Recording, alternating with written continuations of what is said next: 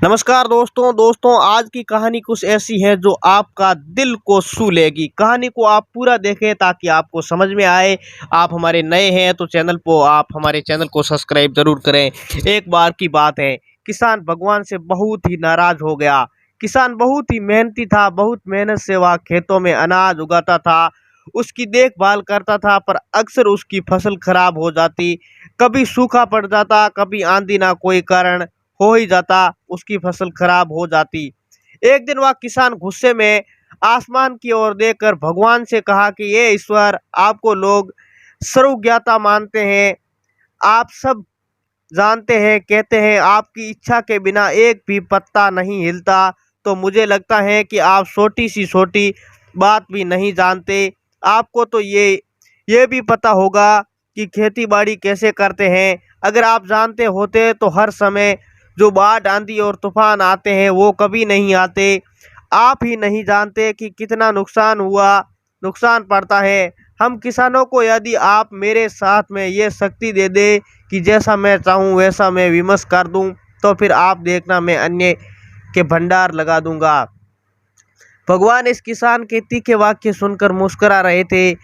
वह किसान सामने से प्रकट होकर बोले, मैं आज से तुझे यह शक्ति देता हूँ कि तुम अपनी खेतों पर तुम्हारी इच्छा जैसी ही वैसा मौसम कर दोगे। मैं बिल्कुल भी दखल नहीं दूंगा, तुम्हारी इच्छा के सब कुछ होगा। किसान बहुत खुश हो गया। किसान ने गेहूं की फसल खेती अपनी बोई। जब उसे लगा कि खेतों में धूप चाहिए तो खेतों को धूप मिले, जब पानी चाहिए तो पानी मिले। वर्षा आंधी तूफान बाढ़ कुछ भी अपने खेतों पर आने नहीं दिया। किसान के खेत में ही इस वर्ष ऐसी फसल हुई कि जैसी कभी हुई नहीं थी।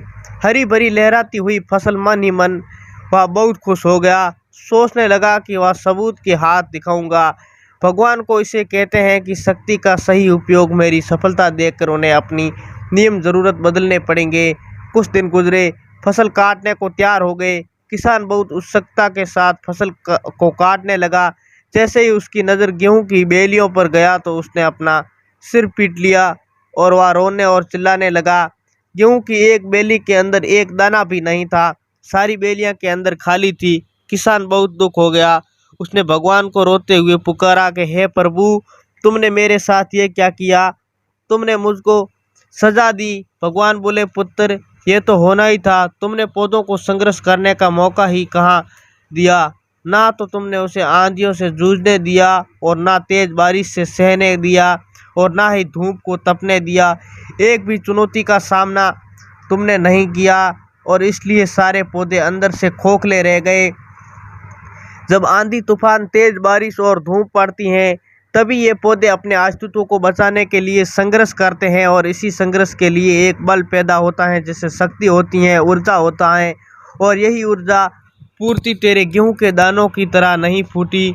तूने उन्हें कठिन परिस्थितियों से गुजरने ही नहीं दिया, उसके अस्तित्व को जन्म होता। सारे बलियों इसलिए खाली हैं, इसमें से एक भी गेहूं का दाना नहीं है, क्योंकि तुमने अपने पौधों को संघर्ष नहीं कराया। याद रखिए, स्वर्ण में स्वर्णीय आभात तभी आती हैं जब आग में तपने लगते हैं। हथौड़े से पीटने जैसे संघर्ष से गुजरता है। कोयले को टुकड़ा हीरा तभी बनता है जब वह उच्च दाब और उच्च ताप की मुश्किल परिस्थितियों से गुजरता है। इसी तरह यदि हमारी ज़िंदगी में कोई संघर्ष ना, तो कोई चुनौती ही नहीं, तो भाई गेहूं की बेलियों की तरह खोखला रह जाएंगे, अस्तित्व ही नहीं होगा। उम्मीद करता हूं कि कहानी आपको बहुत अच्छी लगी होगी। लाइक करके चैनल को सब्सक्राइब करना ना भूलें। मिलते हैं एक और इंटरेस्टिंग कहानी में।